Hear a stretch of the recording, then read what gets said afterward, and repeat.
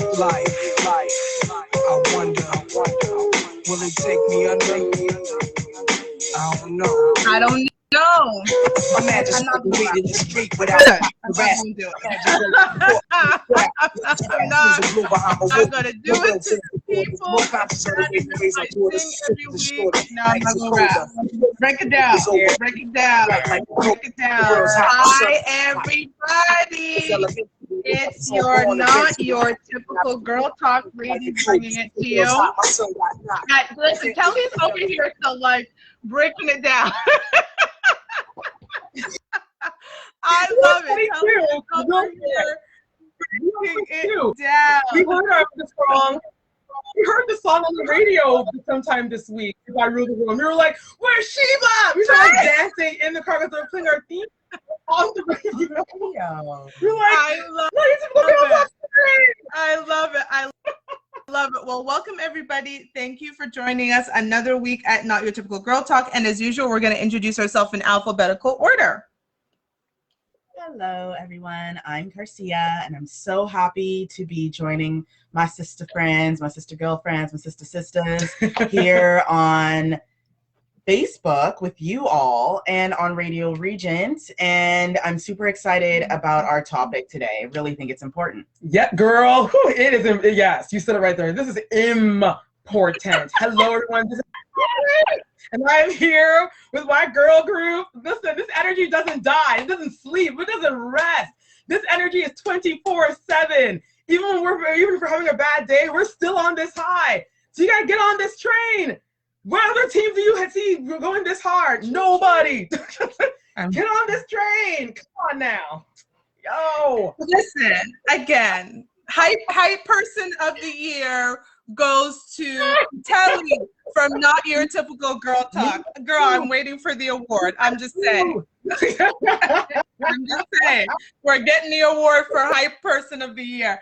And I am Sheba. I am the final member of Not Your Typical Girl Talk. I want to thank everybody for joining us, those who are joining us live and those who are joining us on Radio Regent. If you are not following us again on all of our social medias, you do not know what you're missing. Get your phone outs right now and follow us on YouTube, Facebook, and Instagram at Not Your Typical Girl Talk. And if you ever want to join us live or you want to be a guest on the show, please reach out to us at notyourtypicalgirltalk@gmail.com or just drop a message in the DM. You know how that goes. So, ladies. Girl.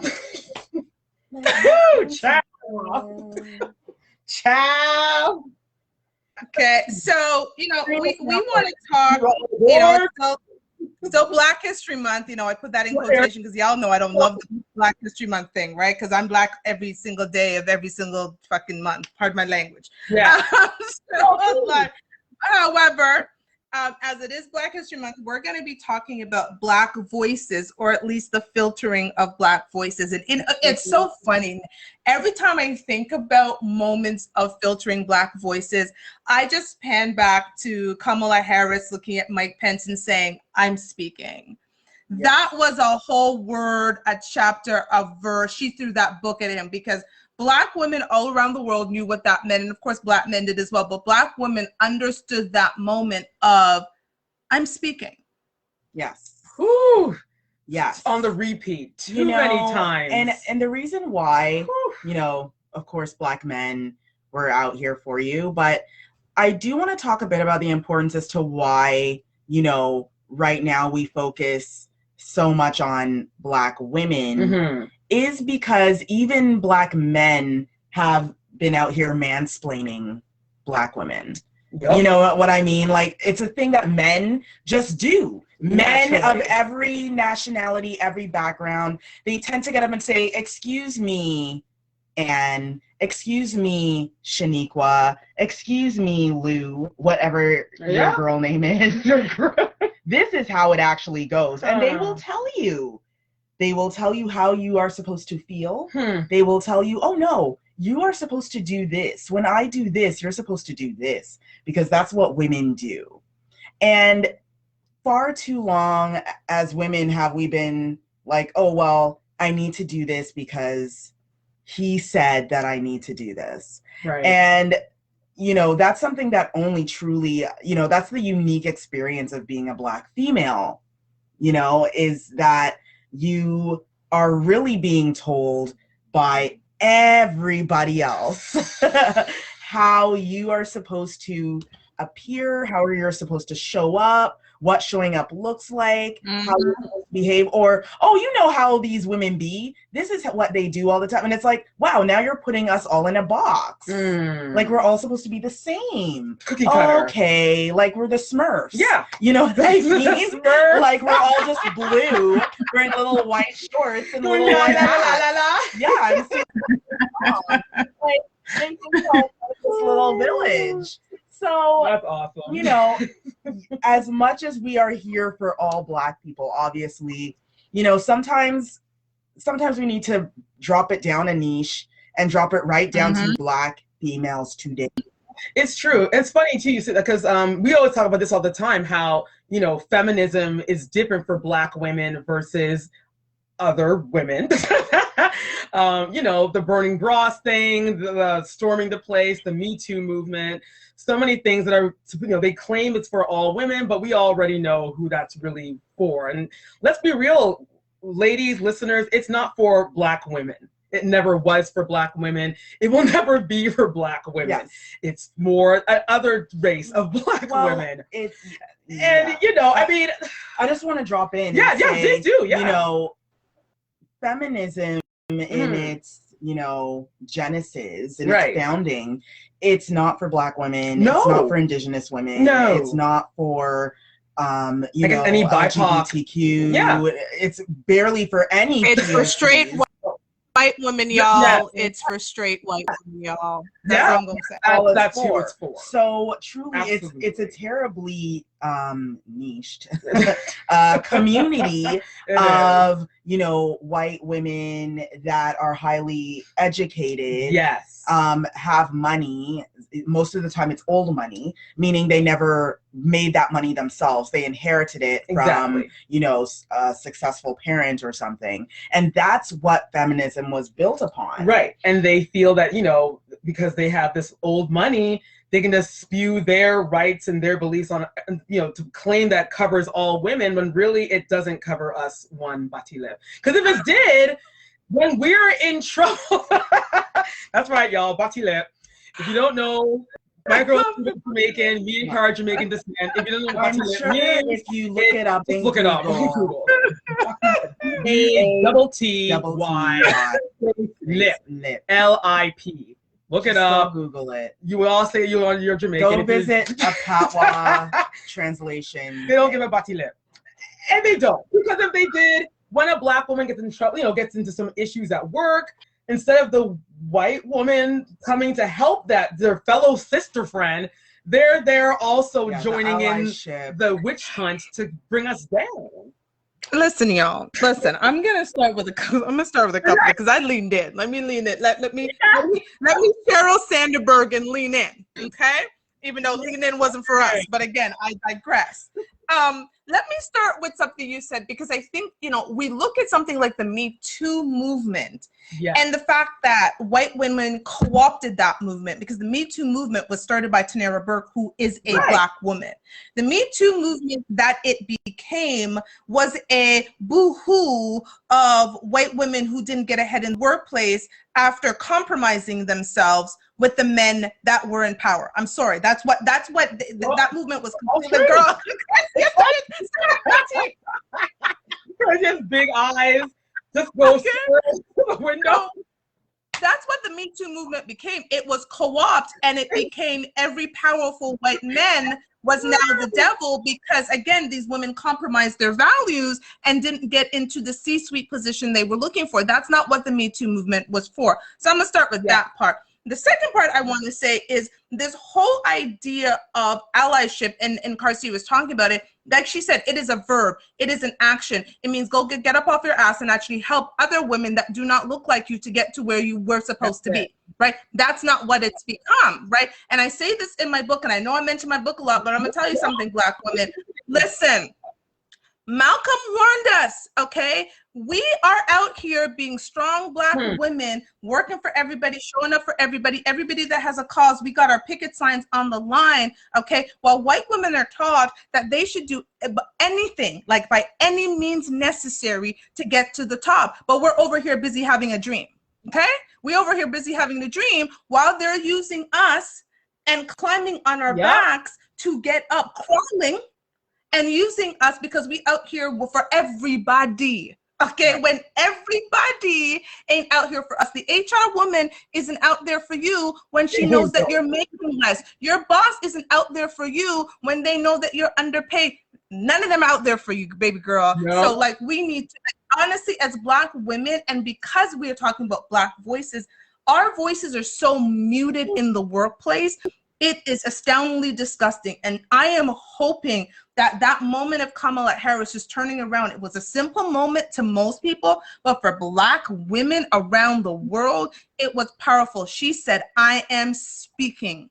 Because how many times have we sat there and been mansplained and spoken over, and the moment we started speaking, like me speaking like this right now, I'm angry. In the boardroom, I'm angry. This is not passion, this is anger. Right. So I have to speak like this and say, well, I'm sorry, Mr. and Mrs. CEO. This is the idea that I have. And so therefore, and then somebody starts speaking over me because guess what? My voice is so tiny and so low, you can't hear me. Exactly. I'm speaking. That is my new thing now everywhere. I'm like, I'm speaking. Yeah. It was so profound. And the thing, the way how she said it too. She didn't yell. She just gave him a stern look. She gave him a lot of stern looks. I was there. The man I was there for it. had a fly on his head. She gave him a lot of stern looks. Because the fly knew that I knew she was full smelling of it. like doo-doo. But the way how she just said, I'm speaking. And she looked at me. She let it simmer for a bit. She made sure that pause in between the speaking and the silence so that the whole world knew that, look, we're not taking it anymore. We're not going to take you mansplaining us. We're not going to take you telling us to use our indoor voice. We're not going to take it anymore where you were trying to talk over and steal our ideas, claiming that it was their idea when they knew damn well they got it from us in the first place. well, Because I read a quote that someone said, and they said that whatever was created on this planet, guaranteed that a Black person did it first. Man, boom, shakalaka. First. I'm about and it. as usual, they steal and rob our ideas. I'm about it. And they take claimage. I want to, you said something there that reminded me of something. And, when it comes to, this idea of, Black women speaking and having that platform to speak and being told either people speaking over them or dismissing what they have to say, it's really caused this issue where a lot of Black women have decided to stay silent for their own. They're like, well, I guess I just won't say anything because no one's listening anyway. And then we end up with the issues of the world, such as Gucci, H&M, making these mistakes because they weren't giving a platform to the right people to ask questions, to get feedback, to do marketing research like every company should be doing. If you have a business and you're not doing marketing research, then what kind of business are you have? Exactly. And try to do it with as many, different, depending on who your client is, do it with the people that fit, your niche of your target audience. But, we had a situation here where a lot of people were like, oh, well, Kamala, she's highly educated and she's light skinned and she's not even in touch with her Jamaican roots, really. And I'm like, but did that stop Mike Pence from telling her to shut up? No. Did it stop him? No. And they're like, well, no. And I'm like, yeah, because at the end of the day, she's a Black girl, y'all. And she's very in touch with her Jamaican roots. I don't see what they're... Well, I'm just saying what people... What is she supposed to wrap herself in a Jamaican flag and say I'm Jamaican, booyaka, booyaka, bam, bam? Like, what is she supposed to... And there are pictures online of her with her Jamaican family in Jamaica, in the bush, Jamaica bush. in the Jamaica bush done with the in both of you. Jamaica with her grandma and her auntie then. Like right now, if I went to she would probably answer back in patois. Oh gosh. You know, it's so crazy because it's like the muting of her voice takes so many different forms. Here is a woman who is clearly of a different heritage, clearly a born American, but heritage-wise, she's South Asian and Jamaican. Right. And somehow her voice can't be spoken for Blacks because she is a different. Every moment to mute our voice is like, what is Black? You know what's so great about being Black? Woo! And I remember I actually got this from Time magazine, maybe it was 2 or 3 years ago, maybe even more now, maybe 5 years ago. They did a cover, and the cover featured varieties of Black people. And each picture was like this. And it was like, I would say they fit like maybe 2,000 faces, Black faces on this Time cover.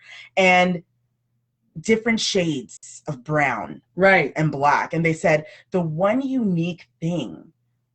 the most unique things is the Black nation, the Black race is the only race that is so beautified with different colors. You know, even us sitting here right now, we all have different complexions. Right. And We they're can all albino children. Girl. Do you know white people cannot make albino children? We can make and I think the beauty of somebody who's albino, white people cannot do that. No. So this idea of trying to define what Black is based on some social contract, because at the end of the day, then none of us are Black. I guess Black is only from Africa. But like, so what is that? What are we then? Right, because to be honest, you know, an African, because God, the complexion is so beautiful. Chocolate, deep brown, beautiful deep brown. chocolate. They could come on here and tell us to all shut up because they could. Because we're not Black enough. Yeah, they'd be like, well, where are you going? What do you know? What do you know? What's your... You know what's so funny? It's like when it's something of ignorance, that's some Black stuff. But when it's some really powerful words, oh, well, you're not Black enough to say that.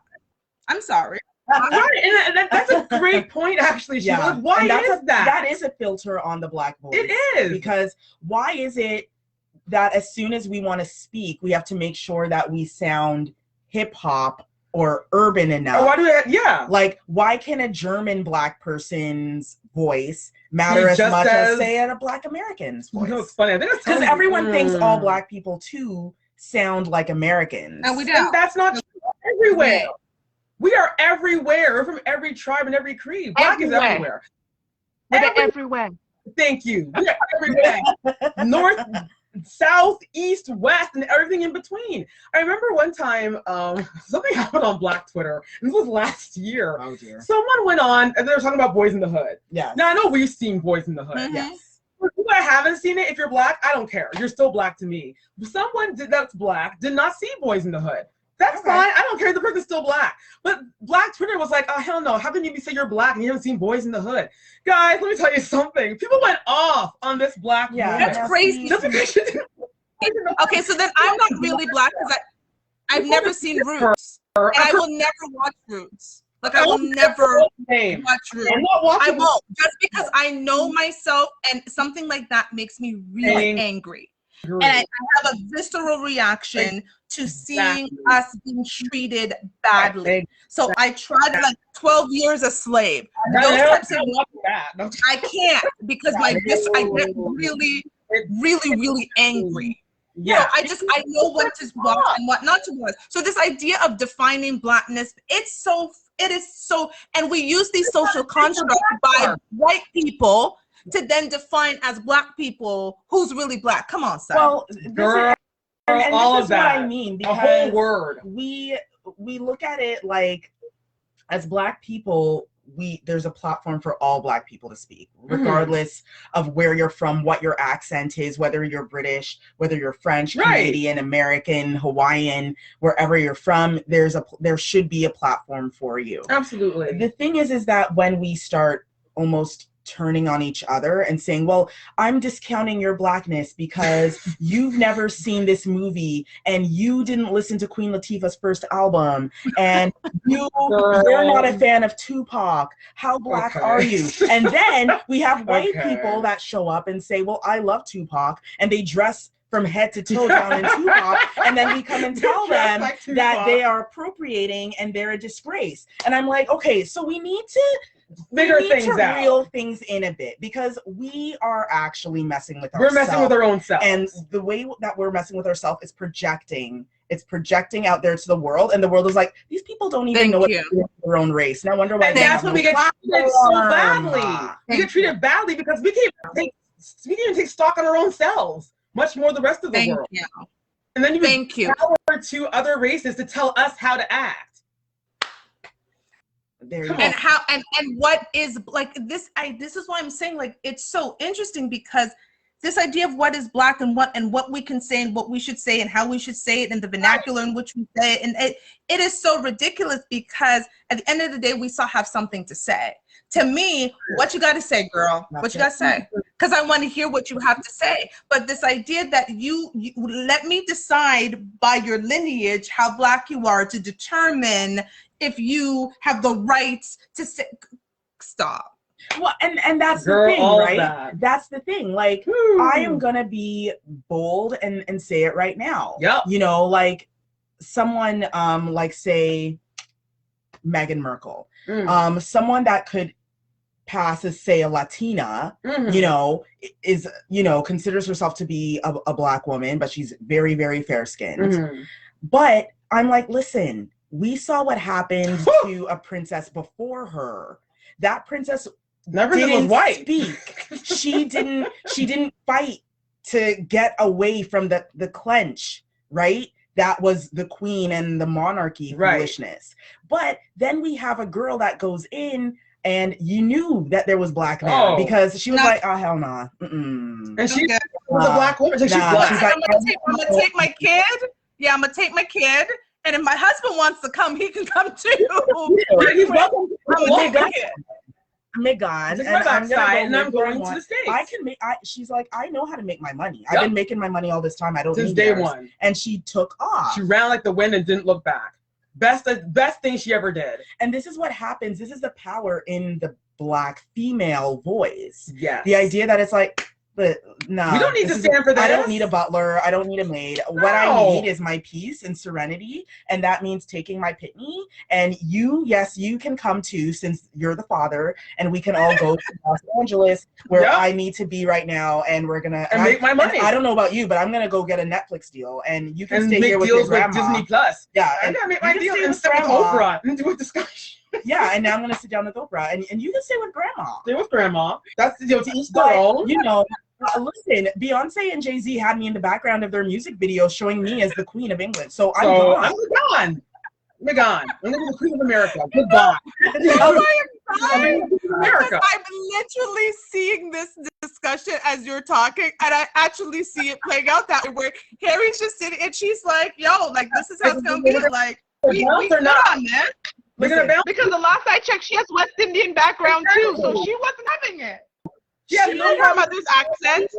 Right, she took her bonnet. She put her bonnet on in the night, exit stage, and boarded that plane and was gone with her picnic. And by the time she got to LA, she had in a whole new fresh weave, and she straightened her hair and she looks great. I'm here, and I'm gonna go to my She got a nice little tan, and she has her picnic, and she has her husband. Her husband wasn't stupid. He knew to follow the right. Yeah, and he was like, listen, I'm gonna go. Because he loves his wife. He's like, listen, this monarchy is full of crack anyway. I'm gone. I'm out of here.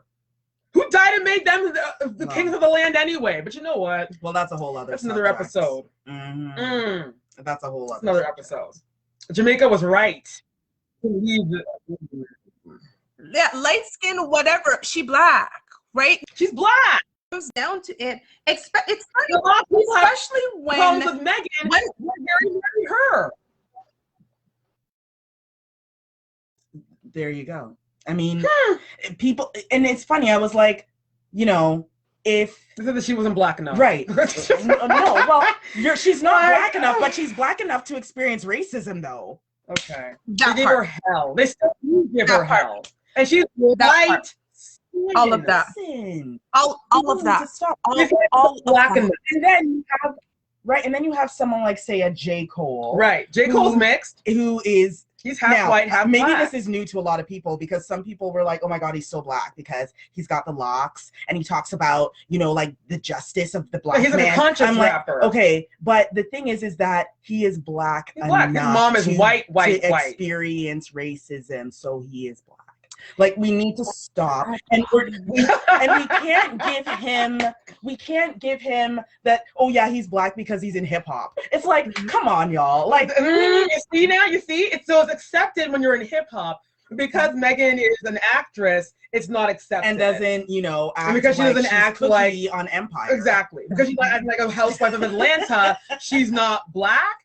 That part. So Oprah isn't black either because she's not going on Ratchet. Listen, I want you to unpack that one for a second. We're going to go back to what Garcia said because I wanted to bring up that point, and I'm glad you brought up Garcia.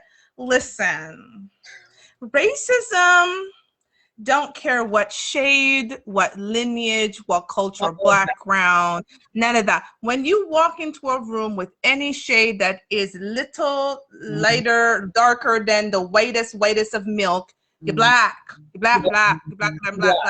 They're not waiting for you to open your mouth. Guys, thank you. They're not waiting for you to open your mouth to hear what your accent is, to care about your lineage. You black.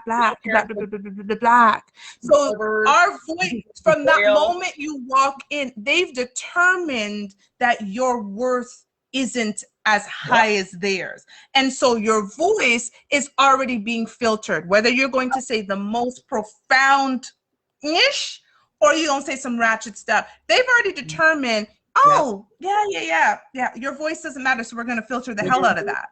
So we don't need to, like, this thing that we're doing it to ourselves irritates me because the world is already doing it to us. The world is already saying what we're saying isn't good enough until we need to come in like Captain Save-A-Ho and save their asses. Then they want to listen to us. Exactly. And then we come in with some spoken word or a poem, and then all of a sudden, all is kumbaya for the next 2 weeks until they forget all about it and they move back into their original. Well, it's funny you say that because I remember when Amanda, Gorman, when she read that beautiful poem. But in the back of my mind, I was like, yeah, this is great, but child, trust me, 2 weeks from now, 2 weeks from now, no one's going to remember you or this poem. All they're going to see is, sadly, another black girl. Listen. Now, luckily, she did end up at the Super Bowl, which is great. Which is great. But once again, 2 weeks from now, she's another distant memory, and the words that she said that people should remember is out the window, and they did it, to profit off of. Now, I hope that they wrote a nice check. I hope that she got a nice check. Girl, can we talk about that part now? And Jasmine Sullivan and her, I wish all of them I hope they got a nice big ass checks because it was like all these very talented black and people. And yet, Kaepernick is still unemployed by the NFL. Yeah, I can't even tell you what I call the NFL because I don't know. I don't want us to no longer be on the air, but the NFL stands for something completely different for me. I don't know where Illuminati has ears everywhere. It stands for N-words for lease. That's what I call the NFL. N-words for lease. Because we on lease, okay? Then they're just on lease. Our brothers out there killing themselves are on lease, so I call it N-words for lease. Let's go there. Because, all of that. We've been talking about black females, so let's talk about the males for a minute.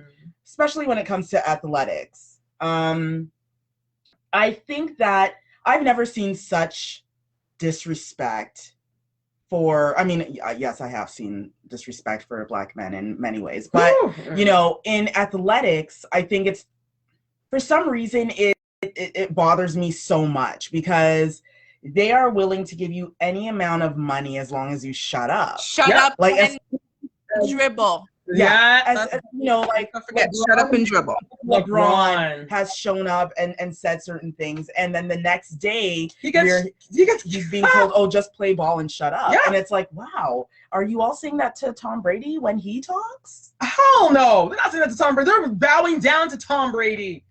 They're not doing that to him. Do you? But LeBron and they do it to Serena.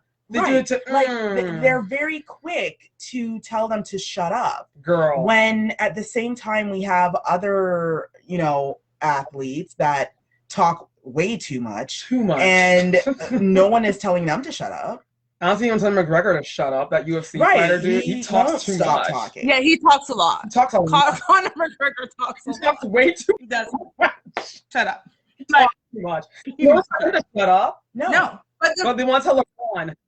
But again, the moment we have something, if LeBron is saying, like, they played that whole thing with LeBron where the girl went off on him courtside and was going on and on and on and on. They wanted, and quite frankly, he didn't even really respond. He was like, whatever, like, I'm here to play ball, like, sit down and go somewhere. Right. But they'll play that reel over and over again. But when he's talking about promise school, when he's talking about the rights of Black men and women, not killing us in the street, he's being told to shut up and listen. But if God forbid someone heard that he cheated on his wife, that would be on reel over and over again. Now we want to talk about him. Now we want to talk about what's happening. So this idea again is our voices are filtered when we're not saying what they want to hear.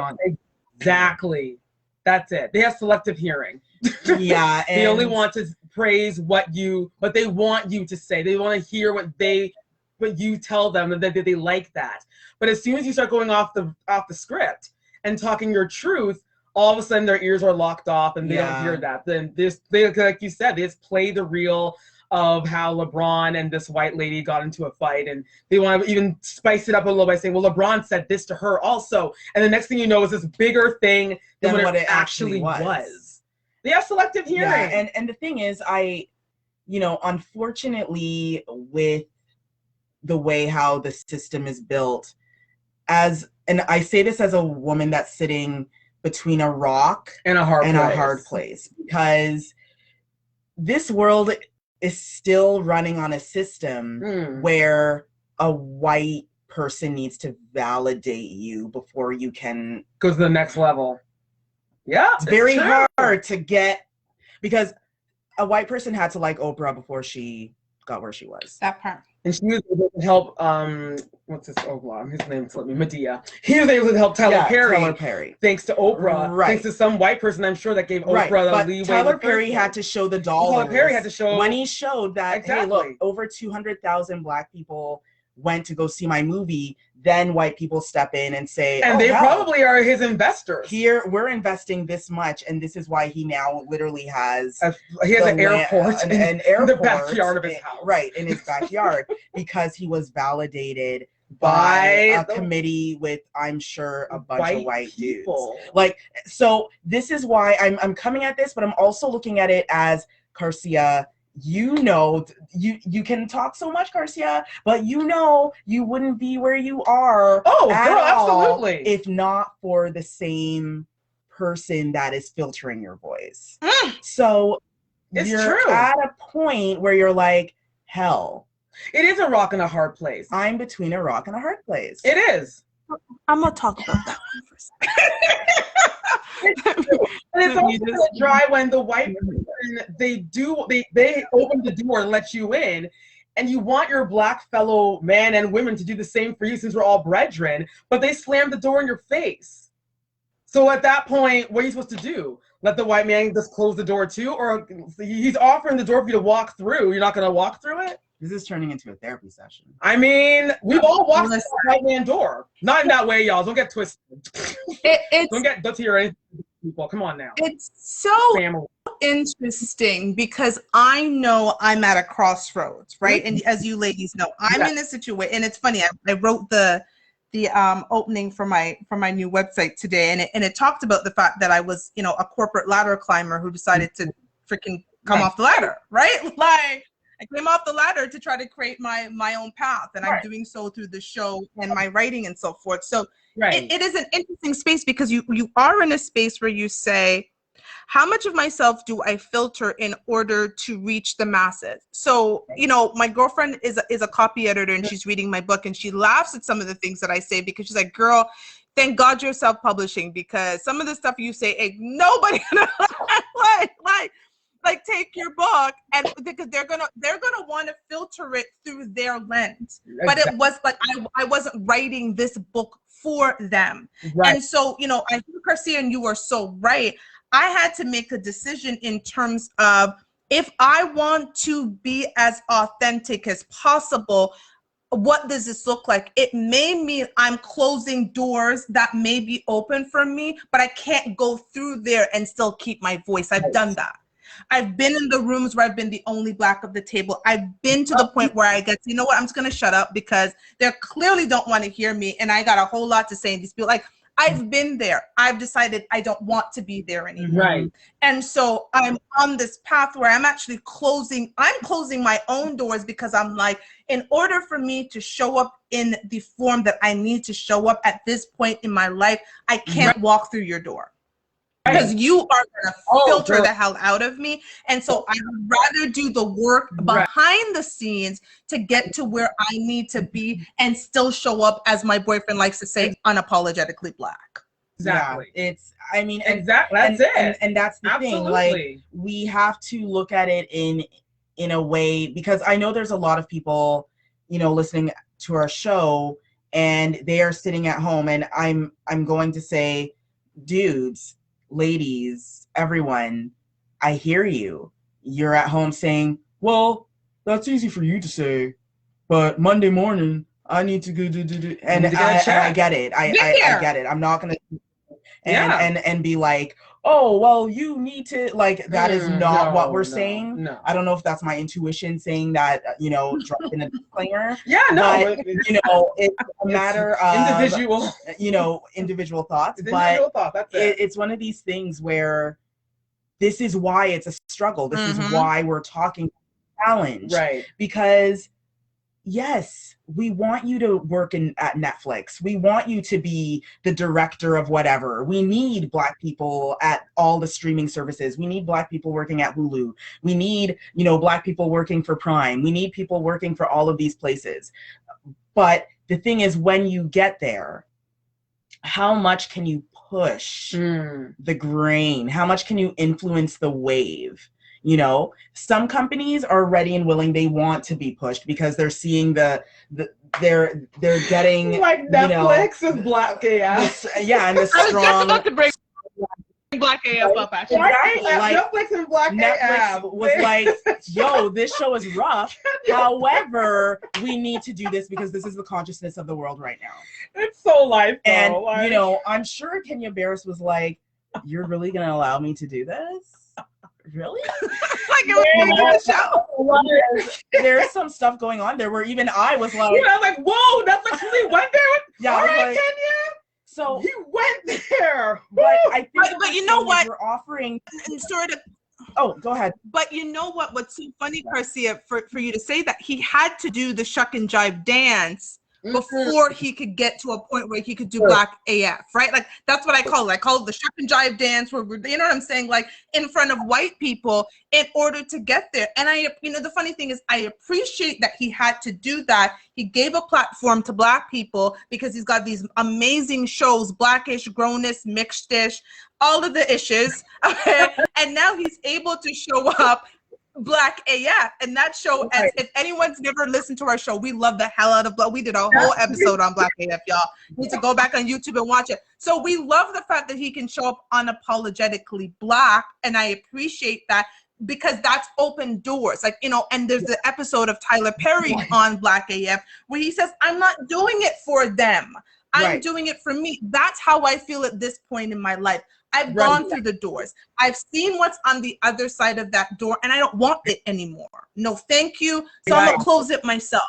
I need to be in a space because I'm not doing this I'm not, again, Sheryl Sandberg, you know, I read a book and they were talking about Sheryl Sandberg lean in, and her talk about lean in. Lean in was never, ever, ever for Black women. We can't lean in like that, baby girl. That's not our lean in, okay? So she wrote that book under the guise that it was for all women. It wasn't for us.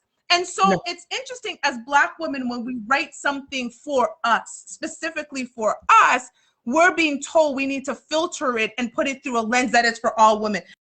No, my book is called No Handouts for Black Girl, Baby Girl, not no women. Exactly. Why is it that when, a person of color writes a book, it has to be like severely geared towards all women, but not all women are going through the same struggles that we're going through. So it's kind of sad that we have to filter, move and play chess to make everyone feel attached and feel like, yes, I feel Tashima. Included. Included. Here's my thing, right? And I'm gonna come at a different perspective, because when you go to read a book or watch a movie, and let's say the main character is Will Smith. Let's say let's say they're an Asian girl, right? Let's say it's a Chinese girl, right? Fine. She's Chinese. She's grown up in China, Okay. Chinese tradition, all of that. Mhm. And when I watch her story, I'm expecting to see the perspective of a Chinese girl in her life. Right. Meaning, You want to learn something. I'm here to learn something. I'm like, about well, Asian culture. I know nothing about this, so I'm make it even watching more it interesting to see that. That's why I'm watching it. Mhm. This idea Exactly. let's Filtering say if and I was changing the a white identity. person and I'm gonna go watch a movie, a black You're gonna movie watch with the a black hell. cast, I am not expecting to see my white life on screen. Right. I'm expecting to see a black life on screen. So I'm gonna Right. sit here. Well, I've never lived as a black person, so now I'm going to learn that today. Oh, that's interesting. And you're watching the movie. This is Right. why, like, we can't filter this is why it's important that especially when we go to create, we do it as our authentic selves. Exactly. Because people are watching it to see you. I am not gonna, say make a movie about me in this big ass kitchen, making pecan tarts Right. in a little apron with a poodle skirt in 1950. That ain't your life, girl. Right? Girl, That is that's not you. me. That is not a part of how I grew up. That is not No. anything. You're not. This is not Leave It to Beaver. Right. This is not Leave It to Beaver. Now, there's a movie of me coming in and getting out some shrimp and thawing it out because I'm gonna put some curry powder on it. Hell yeah. And, paprika and fry that up in a skillet and put it on some rice. I'm so hungry. And and get some jerk. Like, yeah. It's like, yes, that is Garcia. She grew up in a Caribbean home. This was the life she lived. So this is what we expect to see. So at the same time as Black people, we have to get out of this thing where we're all of a sudden filtering. I think the filtering thing is very old school. Mm-hmm. Let's be modern. Let's introduce people to the real life that we are all living, because that's one way of teaching people. Right. This is why white people are picking up all these books right now, reading about us. Yep. I got another recommendation for a book on, actually, funny enough, on how police in Canada have been, how they have been contributing to violence against Black people. And it's from a Canadian perspective. Good. Which That's is awesome. great, because we get a lot of American data. But we need Canada's racist. Canada's racist. Right. We need to know what's going on here in Canada. In our backyard. In our backyard. What's happening no here? offense, but Detroit is a different place than Canada. I want to know what's going on here. Yep. But anyways, so if that book wasn't being its authentic Black self, right, no white people are going to learn from a book that was filtered through and, let's take out all the Black parts and just leave this. That isn't helping anybody. Exactly. And that's why we're lacking in allyship. That's why. Because they don't Here's the thing. Speaking of allyship, we gotta give it up, girl. Regent girl. Oh yes, Radio Regent. I got so much into our conversation that Radio Regent, thank you so much for allowing us this platform. You're allowing Black voices to speak. You've given us the freedom to say a lot of things that, maybe other stations would not allow. So thank you, Radio Regent, syndicated through iHeartRadio. We love you all there. And thanks again. Let me just say this. The only thing that needs filtering is bloody milk. Okay, we ain't milk. We do not need to go through no filtration device and come out the other end pure. We are already pure. We are not milk. We are not seriously, and it's we're not milk. And the thing about it is, I appreciate, like Carson, you made that example of that movie was excellent. I appreciate learning about other cultures for which I do not belong. I don't expect that culture to be like mine. Even as a Black person, I understand growing up in a West Indian household is very different than growing up in an American household. It's extremely different. So we learn from each other. So how dear it's thought that when we create something, we're supposed to create it for everybody. It's supposed to be so inclusive. Like, I don't know why Black people are expected to be inclusive and other races are not. Exactly. How Sway? Why do we have to be the ones to water down ourselves? And I do agree that and lessen our voice. One weekend a few weeks ago, I watched a movie that was like an Indian movie. Yeah, like, East Asian movie. East Asian. It was called The White Tiger. The White Tiger. And it was cool. It was a very interesting. And the reason why I liked it is because it was authentically Indian. Yeah. Like I learned a whole heap about American or Indian culture. Yeah. And I thought, see, these are the stories that we need to be producing of our lives. You can even say this is what a Black Canadian life is like versus a Black Jamaican versus a Black American versus a Black English or German, Nigerian, whatever. We need to see all of these stories because this makes up our lives, and we don't want our kids to grow up the way we did, where we didn't know our own stories. Exactly.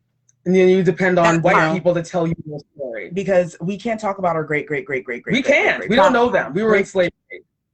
They're enslaved. We don't know that part. Right? And so, no, seriously, like and they don't recognize that by doing so, that it's like, that is a great point for us to make in the last minute. We're being robbed of our history because we weren't able to use our voices in the way that were needed. Girl, preach that. Yes, talk that talk. Exactly. Absolutely. We have stories. We have stories that are still being dissected and understood. Like, we mentioned movies like Roots and 12 Years a Slave and these things. And it's like, these are stories that have only recently, very recently popped up. And we aren't seeing enough. Like, I would love to see a movie about, the first Black people that came to Canada through Nova Scotia and what they had to go through and the struggle, there, because they were dealing with stuff. And what happened if, slave hunters recaught them and sold them back to owners? What happened? We need to see these stories, not saying that we should all rush to the theater to go see ourselves being put in cages, but white people need to know it too. Every nation needs to know it. Every nation needs to know it. They need to understand what it was like to become the first Black female business owner. What was it like, the 40s as a Black woman? Because the thing is, what happened was, we have all of these movies and films where you just don't see any black people because it was like, well, they were enslaved at that time, so they weren't there. So we were there in 1920. We were there. The Roaring 20s, we were there. There were millionaires that were Black in the 1920s. But what are their stories? But we How did they become millionaires? We don't know. But they won't even show them in the film. So we need those see them as stories. Maids. We need those. Right. So we need these stories to come up, and we need to understand where we're coming from. That's it. Simple. Wake up, Hollywood. So what, Carcy, I'm going to ask you first and then Telly. I'm going to go back to me for a second, right? In terms of someone like me who's like, I've seen what's on the other side of that door, and I don't want no parts of this, right? Like, I've seen it. I've been there. I jumped off your ladder, and I'm creating my own bloody ladder, right? In terms of, I understand that I have a story to tell. This is why we have this platform. Again, thank God for Radio Regent to be able to have us do what we do. So we have this platform because we're able to use our voice in ways that we could not walking through those doors, right? And so I'm able to write these books in a self-publishing way so that I can share my story, mostly unfiltered. I filter myself, but that's very different, right? Because there's some stuff I could say more. I'm like, girl, no, you can't do that, right? So, you mentioned earlier, there are going to be people who are like, Monday morning, I got to go in there and I still got to do what I got to do. So how do you balance that? Because I have done a complete reject right? At least for now. Let me do a Tyler Perry and build my platform. So when you come to me, I have that power. I'm not going to let you give me the power and then tell me how to build my platform. I'm going to build my platform. So by the time you come to me, I've got my 200,000 or my whatever, and I can determine what I choose to filter, if anything. Right. So, I kind of rambled a little bit, but what are your thoughts about that? Yeah, I think that as a Black person that is stuck between the rock and the hard place, and you're going to wake up Monday morning and you're going to go be, the Black person in the office, or the token Black person, the Black person at your company. Been there. Been there. What I'm going to say is going to be hard. It's not an easy thing. It's not easy, but you have to, first of all, you have to build up within yourself to say, I have a voice, I matter, and I am of value. I do my job and I do it better than everyone else here. And I have the stats, I have whatever it takes to prove that. And what you need to do, this is hard, but I'm going to say it. You kind of have to be the Martin Luther King and the Malcolm X. Yeah. You've got to go in there and be somewhat unapologetic, as Toshiba says, her man says about her. You have to go in there and you have to be, I hate to say the martyr.